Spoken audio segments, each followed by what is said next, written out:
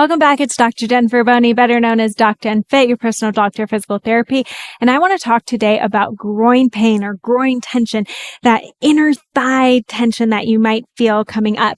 Now, a lot of people think I just need to release it. I need to stretch it. And those could be helpful. And we do have a video on how you can relax and reduce that tension in what's called your adductor or your inner thigh. However, I want to talk about the opposite in today's video. Now, if you have any other questions or concerns about other areas of your body and you haven't seen it on this channel yet, please drop it in the comments below, because then I know how I can better help you based on the exercises you might need for your body. And of course, don't forget to hit that subscribe, because that's where you're going to find all of the videos and get notified of new videos that come up as well. So when it comes to groin tension, a lot of times we think again of just stretching and releasing it out, but we don't think of the opposite, which is strengthening. And this is an area of the body that's typically neglected when it comes to workouts and exercise. We do squats, lunges, deadlifts, maybe step ups even, but we kind of forget about going side to side or strengthening right into those inner thighs. So I'm going to take just a little pillow here, and I'm going to show you what I call a floor Copenhagen plank. Okay. So this is utilizing our core in a plank, but it's really going to utilize that inner thigh. And this is going to point out if you have any weakness here in the inner thigh. Okay. So coming down into your elbow, you want to make sure that your elbow isn't too far away from you. So get it right underneath you, even more so than you would think. Your knee is going to be supported on the pillow. I like using a pillow just so that we get no complaints at all on any unwanted tension on that knee. And then the bottom leg is going to kick out in front of you in like a 90-degree position. Now, from here, I'm going to press my knee into the ground, and that's going to help to assist my hip straight up. Now, in this position already, you might feel a little pop or crack because you just activated that inner thigh right into that pubic bone.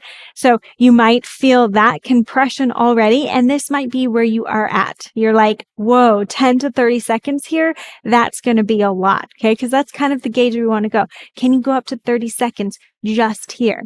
Now, if you want a little bit more, you can lift this knee. Now we're kind of getting both inner thighs to activate.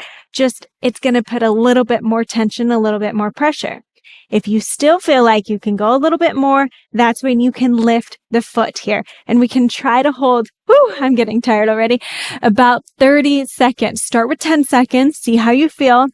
But you want to try to do at least 10 to 30 seconds. And maybe you're doing 10 seconds about 3 to 5 times. Maybe you're doing 30 seconds about 1 to 2 times. Okay. So the more that we can increase that tension, the more that we can start to build into that strength in that inner thigh. And we're going to be more supported when we're doing movements, which is typically when we're feeling the pain, right? Make sure you do both sides and test both sides. Now, if you feel like, okay, I'm starting to get better with the floor one, and trust me, when you lift that bottom leg, it's not easy. Now, we want to also try to experiment with an elevated surface, okay? This you want to make sure is about the level of your shoulders so that we're not going too high.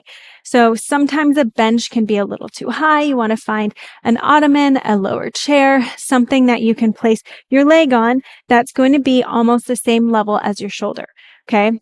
Same idea here. My knee's going to come up here. My other leg is going to be out in front of me, and I'm going to try to lift my body and then lift that bottom leg and see, can I hold here for about 10 seconds? Okay. This one is going to be a little harder. If you can go to 30 seconds, that's so great. And the more that we start to move out onto it. So that's a modified version. If you get your shin on it, if you get your ankle on it, that's even harder because we're increasing that lever arm. So definitely start just with the knee and try to build it up to 30 seconds, about 1 to 2 times on each side, and see if you can start to hold that. If we can increase that strength in the groin, we're going to reduce any unwanted tension, especially when we're doing things like going hiking, walking, running, and feeling that unwanted pressure right into the groin.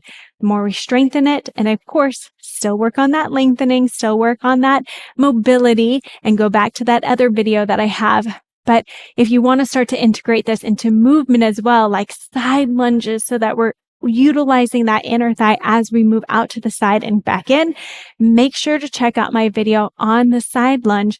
That was to reduce knee pain. But if we get a proper side lunge and how we're moving it, I really go through form cues.